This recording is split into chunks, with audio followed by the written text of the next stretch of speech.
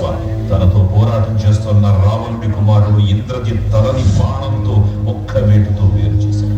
ఇంద్రజిత్ మరణించిన రావణుడు ఆవేశంతో ప్రతీకారం కోసం పాతాళలోకాధిపతి తన సోదరుడు అయినటువంటి మహిరావణుడి సహకారం కోరాడు.